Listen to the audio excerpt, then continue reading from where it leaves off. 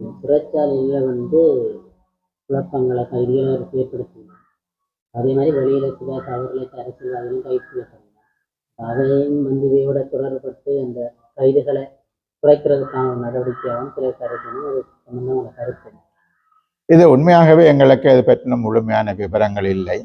ஆனாலும் கூட தொடர்ச்சியாக பல சிறைச்சாலைகளில் போராட்டங்கள் நடப்பதும், துப்பாக்கிச் சூட்டில் கொல்லப்படுவதும், காயங்கள் அடைவதும், வைத்தியசாலைகளில் அனுமதிக்கப்படுவதும், இடம் மாற்றப்படுவதுமான சம்பவங்கள் இப்பொழுது தொடர்ச்சியாக நடைபெறுகிறது.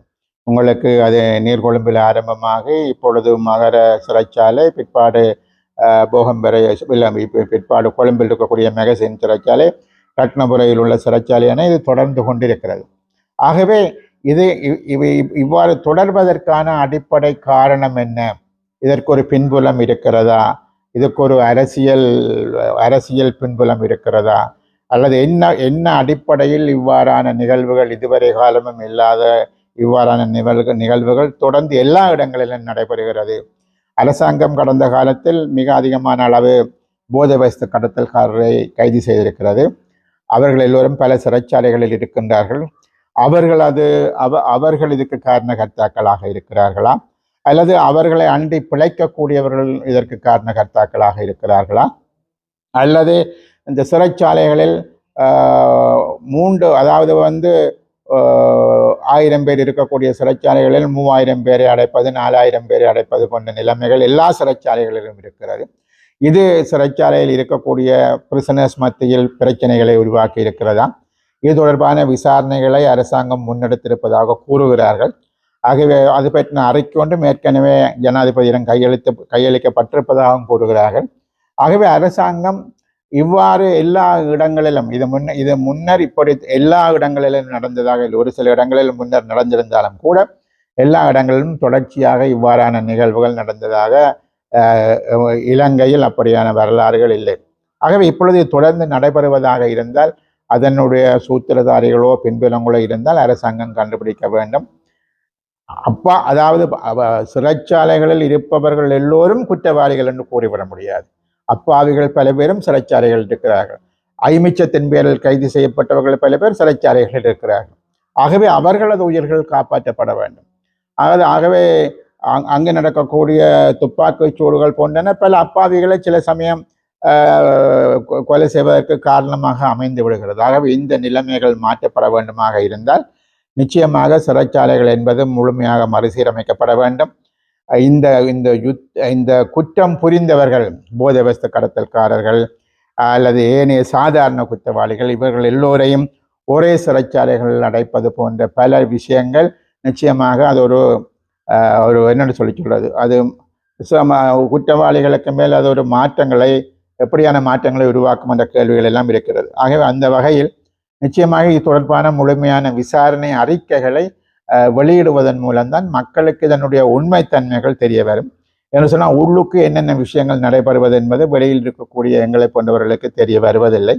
ஆகவே அரசாங்கம் வெளிப்படையாக சிறைச்சாலைகளுக்குள் என்ன நடைபெறுகிறது, ஏன் இது நடைபெறுகிறது என்பதை தெளிவாக மக்களுக்கு தெளிவூட்ட வேண்டும் என்று நான் நம்புகின்றேன். அது மாத்திரமல்ல, இவை தொடர்ந்து நடத்தப்படாமல் கட்டுப்படுத்தப்பட வேண்டிய சிறைச்சாலைகள் இருக்கக்கூடிய கைதிகளை காப்பாற்ற வேண்டிய ஒரு பொறுப்பும் கடமையும் அரசாங்கத்திற்கு இருக்கிறது என்றுதான் நாங்கள் நம்புகின்றோம்.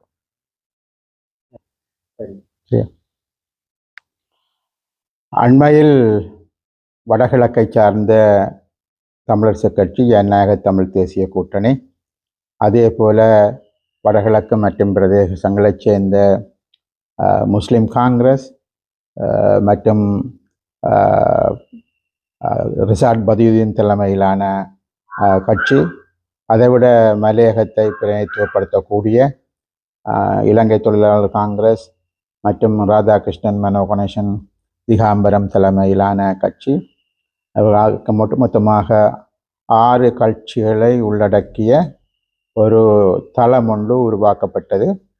இவர்கள் முக்கியமாக 3 விடயங்களை பற்றின ஒரு கருத்து ஒற்றுமை ஏற்பட்டதன் அடிப்படையிலும் அதனை முன்னெடுத்து செல்வது என்ற அடிப்படையிலும் சில நடவடிக்கைகளை மேற்கொள்ள ஆரம்பித்திருந்தார்கள். அதில் முக்கியமாக அந்த 3 விடயங்கள் என்பது, முதலாவதாக மாகாண சபை தேர்தல்கள் மிக நீண்ட காலமாக நடாத்தப்படவில்லை என்பதும், மாகாண சபை தேர்தல்கள் உடனடியாக நடத்தப்பட வேண்டும் என்பதும், குறிப்பாக வடகிழக்கு மாகாணங்களில் மாகாணங்களை ஒட்டி அவர்களுடைய தேசிய இன பிரச்சனைக்கு தீர்வாகத்தான் இந்த மாகாண சபை முறைமை கொண்டு வரப்பட்டது என்பதும், அதில் மிக நீண்ட காலமாக வடக்கு மாகாணத்தை பொறுத்தவரையில் 7 வருஷமாக தேர்தல் நடத்தப்படவில்லை. கிழக்கு மாகாணத்திலும் ஏனைய பகுதியிலும் 8 வருஷம் 10 வருஷங்களாக தேர்தல் நடத்தப்படாமல் உள்ளது. ஆகவே அடிப்படையில் இது மக்களது ஜனநாயக உரிமைகளை மீறுகிற ஒரு செயற்பாடு, அவர்களது வாக்களிக்கும் உரிமைகளை மீறுகிற ஒரு செயற்பாடு, இன பிரச்சினைக்காக தீர்வாக கொண்டு வரப்பட்ட விடயங்களை தொடர்ந்தும் தேர்தலை நடாத்தாமல் இழுத்தடிப்பது என்பதும் ஒரு ஜனநாயக விரோதமான செயற்பாடு என்ற விடயங்களை நாங்கள் அவர்களுக்கு மிக தெளிவாக கூறியிருந்தோம். ஆகவே அந்த அடிப்படையில் இந்த தேர்தல் என்பது மிக விரைவாக நடத்தப்பட வேண்டும் என்ற விஷயத்தை நாங்கள் அவரிடம் வலியுறுத்தி கேட்டிருந்தோம். ஆனால் ஜனாதிபதியை பொறுத்தவரையில் முக்கியமாக பாராளுமன்றத்தில் ஒரு செலக்ட் கமிட்டி, ஒரு தெரிவுக்குழு நிறுவப்பட்டிருப்பதாகவும், அந்த தெரிவுக்குழுவினுடைய அறிக்கை கிடைக்கப்பட்டதற்கு பிற்பாடுதான் இது தொடர்பான முடிவை எடுக்க முடியும் என்ற அடிப்படையில் தான் அவரது பேச்சுக்கள் அமைந்திருந்தது. கடந்த காலத்தில் நாங்கள் பார்ப்போமாக இருந்தால் 2 விடயங்களை சொல்லலாம். ஒன்று, அவர் தனது தேர்தல் விஞ்ஞாபனத்தில் வடக்கு கிழக்கு மாகாணத்தினுடைய வாக்குகளை பெற்றுக்கொள்வதற்காக ஒரு விடயம் அவரால் சொல்லப்பட்டது, தேர்தல் விஞ்ஞாபனத்திலும் உள்ளடக்கப்பட்டது. நாங்கள் வந்தால் 1 வருட காலத்திற்குள் மாகாண சபை தேர்தலை நடாத்துவோம் என்ற ஒரு உறுதிமொழி கொடுக்கப்பட்டிருந்தது. அதை நம்பி வடக்கு கிழக்கில் உள்ள மக்களும் அவர்களுக்கு நியாயமான அளவுக்கான வாக்குகளை கொடுத்திருக்கிறார்கள். மக்கள் பிரதிநிதிகளாகவும் சிலர் தெரிவு செய்யப்பட்டிருக்கிறார்கள். ஆனால் இப்பொழுது 2 வருஷம் கடந்துவிட்ட நிலையில் கூட மாகாண சபை தேர்தல்களை நடாத்துவதான உத்தேசம் எதுவும் இருப்பதாக தெரியவில்லை. அவர்களது பாராளுமன்ற தெரிவுக்குழு அறிக்கை என்பது தேர்தலை எப்படி நடாத்துவது, என்ன முறையில் நடாத்துவது போன்ற விடயங்களை உள்ளடக்கின ஒரு தீர்மானத்தை நிறைவேற்ற வேண்டும். அவர்களை பொறுத்தவரையில் அது ஒரு தொகுதி வாரியாகவும் விகிதாசாரம் 2ம் கலந்த ஒரு நிலை என்பதை பற்றித்தான் அவர்கள் பேசிக்கொண்டிருக்கிறார்கள். அவ்வாறான ஒரு அறிக்கை வருமாக இருந்தால் முழு இலங்கையிலும் மாகாணங்களுக்கான வட்டாரங்களோ அல்லது தொகுதிகளோ பிரிக்கப்பட வேண்டும். அப்படி பிரிப்பதற்கு அதற்கு மிக நீண்ட காலங்கள் எடுக்கும். 1 வருஷமோ 2 வருஷமோ கூட எடுக்கலாம். ஆகவே அண்மை காலத்தில் இந்த தேர்தல் நடத்தக்கூடியதற்கான மாகாண சபை தேர்தல்கள் நடத்தக்கூடியதற்கான வாய்ப்புகள் இல்லை. எனவே நாங்கள் ஜனாதிபதியிடம் கேட்டுக்கொண்டோம், நீங்கள் சகல மாற்றங்களையும் செய்யலாம், ஆனால் பழைய முறையில் தேர்தலை நடாத்தி கொண்டு நீங்கள் புதிய மாற்றங்கள் என்ன செய்ய வேண்டுமோ அடுத்த தேர்தலில் அந்த விஷயத்தை நாங்கள் நடைமுறைப்படுத்தக்கூடியதாக இருக்கும். ஆகவே காலதாமதம் இல்லாமல் தேர்தலை நடத்த வேண்டும் என்ற ஒரு கோரிக்கையை சகலரும் இணைந்து அந்த கோரிக்கையை முன்வைத்தோம். ஆனாலும் கூட அவரை பொறுத்தவரையில் இந்த பாராளுமன்ற தெரிவுக்குழு அறிக்கை என்று சொல்வதும், அறிக்கையை தொடர்ந்து அவர்கள் எடுக்க போகின்ற முடிவு என்பது அது ஒரு நான் ஏற்கனவே கூறியது போன்று அது முக்கியமாக இந்த எல்லை நிர்ணய குழு ஒன்றை நியமிப்பதில் போய் முடியும். அது நீண்ட காலங்களில் எடுக்கும் என்ற நிலைமை தான் இருக்கிறது. ஆகவே ஜனாதிபதி தொடக்கம் முன்னர் இருந்த அமைச்சர்கள் உட்பட எல்லோரும் நாங்கள் மாகாண சபை தேர்தல்களை நடாத்துவோம் என்று உத்தரவாதம் கூறினாலும் கூட அவர்கள் அதனை நடாத்துவதற்கு நீண்ட காலங்களை எடுக்கப் போகிறார்கள், அல்லது இவர்களது காலத்தில் நடக்கும் போன்ற கேள்வி எழக்கூடிய அளவுக்கான சூழ்நிலை தான் ஏற்பட்டிருக்கின்றது. ஆகவே அவருடனான இந்த மாகாண சபை மூலமான சந்திப்பு எங்களுக்கு ஒரு ஒரு என்ன சொல்வது, அந்த சந்திப்பு என்பது நாங்கள் எதிர்பார்த்தோம். அவர் தலையிட்டு இந்த மாகாண சபை தேர்தலை நடாத்துவதற்கான நடவடிக்கைகளை மேற்கொள்வார் என்று. ஆனால் அவரது பதிலில் எங்களுக்கு எந்த விதமான என்னென்னு சொல்வது மன நிறைவை தரக்கூடிய பதிலாக அவரது பதில் இருக்கவில்லை. ஆகவே அவர் கொடுத்த உறுதிமொழி என்பது நிச்சயமாக மீறப்பட்டிருக்கிறது. 1 வருஷத்துக்குள் நடத்துவேன் என்று சொன்ன தேர்தல் 2 வருஷம் கடந்து போயும் அவரால் செய்ய முடியாமல் இருக்கிறது. அடுத்த வருஷம் கூட செய்வாரோ என்று சொன்ன கேள்விதான் எழுந்திருக்கிறது. ஆகவே தமிழ் மக்கள் தங்களது மாகாணத்தில் தங்களது கடமைகளை நிறைவேற்றுவதற்கு, தங்களது பிரதிநிதிகளை தெரிவு செய்வதற்கான அந்த சட்டபூர்வமான நிலைமை என்பது மறுதளிக்கப்பட்டிருக்கிறது. இதனை தமிழ் மக்கள் புரிந்து கொள்ள வேண்டும். அவர்கள் நிச்சயமாக இந்த அரசாங்கத்துக்கு மேல் நம்பிக்கை வைத்து வாக்களித்திருக்கிறார்கள். ஆகவே அந்த வகையில் அந்த விடயங்களை எமது மக்கள் இதனை தெரிந்து கொள்ள வேண்டும்.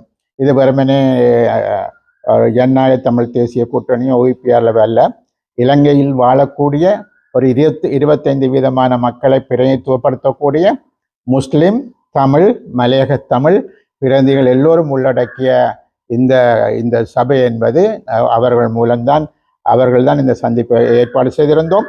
ஆனாலும் கூட அது ஒரு மக்களுக்கு ஒரு நியாயமான வழியை திறக்கக்கூடிய அளவுக்கு அரசாங்கம் அல்லது ஜனாதிபதி ஒத்துழைப்பதாக இல்லை என்ற ஒரு சூழ்நிலையைத்தான் எங்களால் பார்க்கக்கூடியதாக இருக்கிறது.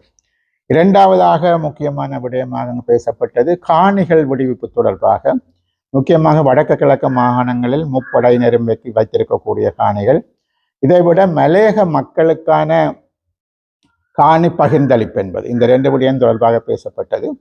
வடக்கு கிழக்கு மக்களுக்கான காணிகளை விடுவிப்பது, இந்த அரசாங்கம் பதவிக்கு 2 வருடம், இதுவும் கூட தேர்தல் விஞ்ஞாபனத்தில் அளித்த உறுதிமொழிகளில் ஒன்று. நாங்கள் வந்தவுடன் காணிகளை விடுவிப்போம் என்ற ஒரு விடயத்தை அவர்கள் கூறியிருந்தார்கள். ஆனால் 2 வருஷம் முடிகிற ஒரு சூழ்நிலையிலும் கூட காணி விடுவிப்பு தொடர்பாக அது வடக்கு மாகாணத்தில் யாழ்ப்பாண மாவட்டம், முல்லைத்தீவு மாவட்டம், மன்னார் பல்வேறுபட்ட இடங்களில் இந்த காணி பிரச்சனைகள் இருக்கிறது. இது ஒரு கிழக்கு மாகாணத்திலும் இந்த விடயங்கள் இருக்கிறது. அவர்கள் இப்பொழுது எங்களுக்கு சொல்லக்கூடிய பதில் என்னவாக இருந்தது என்று சொன்னால், நாங்கள் முப்படையினரிடம் எந்த காணிகளை விடுவிப்பது என்ற ஒரு கருத்தை கேட்டிருக்கிறோம். அவர்களிடமிருந்து அந்த பதில் கிடைத்ததும் விடக்கூடிய அளவுக்கான காணிகளை விடுவிப்போம் என்று சொன்ன ஒரு கருத்தை தான் கூறினார். நாங்கள் காணி விடுவிப்பதில் எங்களது நிலையில் மாற்றம் இல்லை என்று கூறினாலும் கூட 2 வருஷமாக ஒரே பதிலைத்தான் கூறுகிறார்கள். அதாவது எந்த காணி விடுவிப்பது என்ற தகவலை கூட 2 வருஷமாக முப்படையினுடைய தளபதியாக இருக்கக்கூடிய ஜனாதிபதி இப்பொழுதும் தகவலை திரட்டுவதை பற்றித்தான் பேசுகிறாரே தவிர அதனை விடுவிப்பது பற்றி பேசவில்லை. ஆனால் நாங்கள் அவருக்கு சொல்லியிருந்தோம், யாழ்ப்பாணத்தில் பலாலியில், மயிலிட்டியில், தையிட்டியில் அல்லது முல்லைத்தீவு, கேப்பாப்புலவு போன்ற பல இடங்களில் மக்கள் தொடர் போராட்டங்களை நடத்தி வருகிறார்கள். நீங்கள் கொடுத்த உறுதிமொழிகள் என்பது ஒரு பக்கம் போக, இவர்களுக்கான வாழ்வாதாரங்கள் எல்லாம் மறுக்கப்பட்டிருக்கிறது. ஆகவே இந்த காணிகள் உடனடியாக விடுவிக்கப்பட வேண்டும் என்பதை நாங்கள் வலியுறுத்தி கூறிய பொழுதிலும் கூட அவர் முப்படையினருடைய அவர்கள் தருகிற அந்த அறிக்கையின் பிரகாரம்தான் தாங்கள் அந்த முடிவுகளை எடுக்க முடியும் என்று கூறுவதென்பது நிச்சயமாக ஏற்புடைய ஒரு விடயம் அல்ல. யாழ்ப்பாணத்திலும் கூட நாங்கள் பார்க்கிற பொழுது எங்களது கடல் தொழில் அமைச்சராக இருக்கக்கூடிய சந்திரசேகரம் சரி, இங்கு வந்து போகக்கூடிய அமைச்சர்கள் சரி, கடந்த 2 வருஷமாக ஒரே பல்லவியைத்தான் சொல்லிக் கொண்டிருக்கிறார்கள், பாடிக்கொண்டிருக்கிறார்கள் சொன்னால், நாங்கள் காணிகளை விடுவிப்போம். நாங்கள் யாழ்ப்பாண மாவட்டத்தில் எத்தனை ஏக்கர் காணி இதுவரை விடுவிக்கப்பட்டிருக்கிறது என்று சொல்லி சொன்னால் நிச்சயமாக குறிப்பிட்டு சொல்லக்கூடிய அளவுக்கு 1-2 வீதிகளை திறந்து விட்டது என்பதை தவிர குறிப்பிட்டு சொல்லக்கூடிய அளவுக்கு காணிகள் எதுவும் விடுவிக்கப்பட்டதாக இல்லை. ஆகவே எங்களுக்கு கடந்த 2 வருஷமாக எவ்வளவு காணி விடுவிக்கப்பட இருக்கிறது, எந்தெந்த காணிகளில் இருந்து முப்படையினர் வெளியேறலாம், எந்தெந்த காணிகள் அவர்கள் வைத்திருக்கலாம் போன்ற முடிவை அவர்கள் கூட இன்னும் எடுக்கவில்லை என்று கூறிக்கொண்டிருப்பது அது நிச்சயமாக தமிழ் மக்களை ஏமாற்றுகின்ற ஒரு செயற்பாடாக இருக்கிறது. தொடர்ச்சியாக மக்கள் போராட்ட களத்தில் இருக்கிறார்கள். மக்கள் தங்களது காணிகள் விடுவிக்கப்பட வேண்டும் என்று கோரிக்கொண்டிருக்கிறார்கள். போராட்டம் விரிவுபடுத்தப்படும் என்று கூறுகிறார்கள். ஆனால் அரசாங்கம் மக்களினது எந்த செய்தியையும் செவிமடுப்பதாக இல்லை. ஆகவே அவ்வாறான ஒரு சூழ்நிலையைத்தான் இந்த அரசாங்கம் இருந்து கொண்டிருக்கிறது. ஆகவே அந்த விஷயத்திலும் கூட அரசாங்கம் ஒரு நேர்மையாக செயற்படுவதாக இல்லை. அவர்கள் முன்னர் பதவிக்கு வருவதற்கு முன்னர் சொன்னார்கள், நாங்களும் போராட்ட களத்திலிருந்து எங்களுக்கும் இந்த பிரச்சனையில் இருக்கிறது என்று பல உறுதிமொழிகள். இந்த உறுதிமொழிகளை தவிர உங்களுக்கு தெரியும், பயங்கரவாத தடை சட்டம் நீக்கப்படும் போல பல்வேறுபட்ட விடயங்கள் சொன்னாலும் கூட இதுவரை அந்த எந்த விடயங்களும் தீர்க்கப்பட்டதாக நிறைவேற்றப்பட்டதாக இருக்கவில்லை. அதேபோல் ஒரு புதிய யாப்பு கொண்டு வரப்படும் என்றும் கூறினார்கள். அதை பற்றி ஒரு அடிப்படை ஆரம்ப நடவடிக்கைகள் எதுவும் கூட இதுவரை எடுக்கப்படவில்லை என்ற ஒரு விடயமும் இருக்கிறது. அதனையும் நாங்கள் சுட்டிக்காட்டி இருக்கின்றோம். ஆகவே அவர்கள் எப்பொழுது அதுக்கான நடவடிக்கைகளை மேற்கொள்வார்கள் என்பதெல்லாம் எங்களுக்கு தெரியாது. அதனை செய்வார்களா என்று நாங்கள் பொறுத்திருந்து பார்க்க வேண்டிய ஒரு சூழல் தான் இருக்கின்றது. ஆகவே நாங்கள் இந்த சந்தர்ப்பத்தில் கூறிக்கொள்ளக்கூடியது, தமிழ் மக்களை பொறுத்தவரையில் அரசாங்கம் தமிழ் மக்களுக்கு கொடுத்த வாக்குறுதிகள் முக்கியமான வாக்குறுதிகளாக மாகாண சபை தேர்தல்களை நடாத்துவது, தமிழ் மக்களினுடைய பிரதிநிதிகள் தங்களது பிரதேசங்களில் அவர்களுக்கு கொடுக்கப்பட்ட அதிகாரங்கள் ஊடாக அவர்களது ஆளுமையை செலுத்துவது, அது மறுதளிக்கப்பட்டிருக்கிறது. இரண்டாவதாக காணிகள் விடுவிப்பது போன்ற விடயங்களிலும் கூட அவர்கள் நேர்மையாக செயற்படாமல் பொய்யான வாக்குறுதிகளை தொடர்ந்து கொண்டிருப்பது போன்ற நடவடிக்கைகளை தான் பார்க்கின்றோம். ஆகவே நாளாந்தம் நாங்கள் இனவாதிகள் அல்ல, மதவாதிகள் அல்ல என்று ஒரு மந்திரத்தை கூறிக்கொண்டிருந்தாலும் கூட இந்த காணிகள் விடுவிப்பு அல்லது மாகாண சபை தேர்தல் போன்ற விடயங்களில் அவர்கள் நிச்சயமாக தமிழ் மக்களது கோரிக்கைகளை ஏற்று தாங்கள் கொடுத்த உத்தரவாதங்களை ஏற்று அதன் பிரகாரம் நடக்கவில்லை என்பதுதான் உள்ள நிலைப்பாடாக இருக்கிறது. ஆக அந்த விடயத்தை நாங்கள் ஜனாதிபதியை சந்தித்தவர்கள் என்ற அடிப்படையில் அந்த விடயங்களை மக்களுக்கு தெளிவுபடுத்த வேண்டிய ஒரு கடமைப்பாடு இருக்கிறது. ஜனநாயக தமிழ் தேசிய கூட்டணியினுடைய பேச்சாளர் என்ற அடிப்படையில் ஜனநாயக தமிழ் தேசிய கூட்டணியினுடைய கோரிக்கைகளை கிணங்க நாங்கள் மக்களுக்கு இந்த தெளிவுபடுத்தலை செய்ய வேண்டிய ஒரு தேவை ஏற்பட்டதன் அடிப்படையில் இதை நாங்கள் மக்களுக்கு தெளிவுபடுத்த விரும்புகின்றோம். இரண்டாவதாக இன்னொரு விடயம், இது வேறு ஒரு விடயம், முக்கியமாக செம்மணி புதைகுழி விடயம் சம்பந்தமானது. இப்பொழுது 500க்கும் மேற்பட்ட உடலங்கள் அல்லது 500க்கும் மேற்பட்ட எலும்புக்கூடுகள் அங்கு அகழ்ந்து எடுக்கப்பட்டிருக்கிறது. அடுத்த கட்டமாக இந்த ஒரு பக்கத்தில் இந்த எலும்புக்கூடுகள் 100 நாட்களை தாண்டி அகலப்பட்டு கொண்டிருந்தாலும் கூட இவை தொடர்பான அடுத்த கட்ட நடவடிக்கைகளை நோக்கி இலங்கை அரசாங்கம் ஏதாவது ஏற்பாடு செய்திருக்கிறதா என்றால் இதுவரை இல்லை. முக்கியமாக இந்த எலும்புக்கூடுகளின் தொடர்புடைய DNA டெஸ்ட், யாருடைய குடும்பங்களிலிருந்து காணாமல் போயிருக்கிறார்கள் அந்த குடும்பங்களுக்கும் எடுக்கப்பட்ட எலும்புகளுக்குமான DNA டெஸ்ட்டுகளை போன்ற செய்தி, இது எந்த குடும்பத்தை சார்ந்தவர்களுடைய உடலங்களாக எலும்புக்கூடுகளாக இது இருக்கலாம் என்பதை கண்டறிய வேண்டும் என்று சொன்ன தேவைகள் இருக்கிறது. ஆகவே அதற்காக காணாமல் போனவர்களுடைய, குறிப்பாக யாழ் மாவட்டத்தில் காணாமல் போனவர்களுடைய அந்த பட்டியல் என்பது எது, ஆகவே அவர்களது DNA டெஸ்ட்டை எடுப்பதற்கான வழிமுறைகள் எதுவும் செய்யப்படுகிறதா என்று சொன்னால் இதுவரை அப்படியான ஏற்பாடுகள் எதுவும் செய்யப்படவில்லை என்பதும், இரண்டாவதாக அவற்றை முழுமையாக செய்வதற்கான தொழில்நுட்ப வசதிகள் இலங்கை அரசாங்கத்திடம் இல்லை என்பதும், அதனை செய்வதற்கான ஆளணிகள் இலங்கை அரசாங்கத்துடன் அதுக்கு பற்றாக்குறைகள் இருக்கிறது என்பதும், அதற்கான நிதி வளங்கள் தங்களிடம் இல்லை என்பது கூறக்கூடிய வாய்ப்புகள் இருக்கிறது என்ற காரணங்களால் நிச்சயமாக இவ்வாறான விஷயங்களை ஒரு சர்வதேச, இதில் பாண்டித்தியம் பெற்ற ஒரு சர்வதேச அமைப்புகளிடம் இது கையளிக்கப்பட வேண்டும். இந்த விசாரணைகள் அல்லது இந்த சோதனைகள் என்பது ஒரு சர்வதேச நியதிகளுக்கு உட்பட்ட வகையில் அந்த முறையில் இது முன்னெடுக்கப்பட வேண்டும் என்று நாங்கள் எதிர்பார்க்கின்றோம். ஆகவே அதற்கான முயற்சிகளை 100 நாட்கள் கடந்து 500க்கும் மேற்பட்ட எலும்புக்கூடுகள் எடுத்ததுக்கு பிற்பாடும் அண்மையில் யாழ்ப்பாண நீதிமன்றத்தில் நடந்த இது தொடர்பான வழக்கில் சொல்லப்பட்டது, இதில் பெரும்பாலான சூட்டு காயங்கள் எதுவும் இல்லை என்ற ஒரு விஷயம் சொல்லப்பட்டிருக்கிறது. அதில் பங்கு வகிக்கக்கூடிய பேராசிரியர், ஒரு சிங்கள பேராசிரியர் அந்த விடயத்தை சொல்லியிருக்கிறார். அது சரியாக இருக்கலாம், பிழையாக இருக்கலாம். ஆனால் அவற்றை எடுப்பில் நாங்கள் ஒரு முடிவுக்கு வராமல் இது சம்பந்தமான ஒரு ஆழமான விசாரணைகள் என்பது முக்கியமானது. ஆகவே தான் நாங்கள் கூறுகின்றோம், இந்த விசாரணைகளை நாங்கள் குற்றவாளிகள் என்று கருதக்கூடிய அரசு தரப்பில் இருக்கக்கூடியோர் செய்வது என்பதிலும் விட நாங்கள் இதில் தொழில்நுட்பங்களை வைத்திருக்கக்கூடிய, இதனை செய்யக்கூடிய ஆட்களை இனங்கண்டு அவர்களை அதற்கு அனுமதிப்பது என்பது மிக மிக முக்கியமான விடயம். ஆகவே இலங்கையில் இருக்கக்கூடிய சிவில் அமைப்புகளாக இருக்கலாம், மனித உரிமை அமைப்புகளாக இருக்கலாம், ஜனநாயக விடயங்களுக்காக போராடக்கூடிய அமைப்புகளுக்காக இருக்கலாம், சர்வதேச மனித உரிமைகள் அமைப்பாக இருக்கலாம், இவர்கள் எல்லோரும் நிச்சயமாக இலங்கையில் இவற்றை செய்து முடிப்பதற்கான சாத்தியப்பாடுகள் மிக மிக குறைவு என்ற அடிப்படையில் ஒரு சர்வதேச விசாரணை ஒன்றுக்கான ஏற்பாடுகளை செய்ய வேண்டியது எல்லோரதும் கடமை என்று நாங்கள் எதிர்பார்க்கின்றோம். ஆகவே அந்த வகையில் மிகுதி எலும்புக்கூடுகளை தேடி எடுக்கும் வரையில் அதுக்கு பிற்பாடுதான் அடுத்த கட்டத்தை நகர்த்துவோம் என்பதை விடுத்து நிச்சயமாக இது தொடர்பான விடயங்களை அரசாங்கம் ஆரம்பிக்க வேண்டும். வெளி தரப்புகளுடன் இது தொடர்பாக பேச வேண்டும்.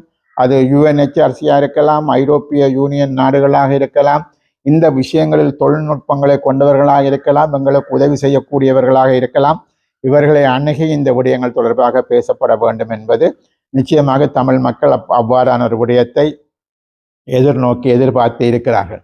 ஆகவே மன்னாரில் தோண்டப்பட்ட எலும்புகளை மூட்டை கட்டி மூலையில் போட்டு அது பிற்பாடு மறந்து போன ஒரு விஷயம் போல உங்களுக்கு செம்மணி புதைகுழி விஷயங்களும் மூட்டை கட்டி மூலையில் போட்ட ஒரு விஷயமாக மறந்து போகிற விஷயமாக அதை கைவிட முடியாது என்ற அடிப்படையில் இவற்றை நாங்கள் விரைவாக இந்த விஷயங்கள் ஆரம்பிக்கப்பட வேண்டும் என்பதையும் ஜனநாயக தமிழ் தேசிய கூட்டணி அது அவ்வாறு விரைந்து நடைபெற வேண்டும் என்பதையும் நாங்கள் சம்பந்தப்பட்ட தரப்புகளுக்கு நாங்கள் கோரிக்கையாக முன்வைக்க விரும்புகின்றோம். நன்றி.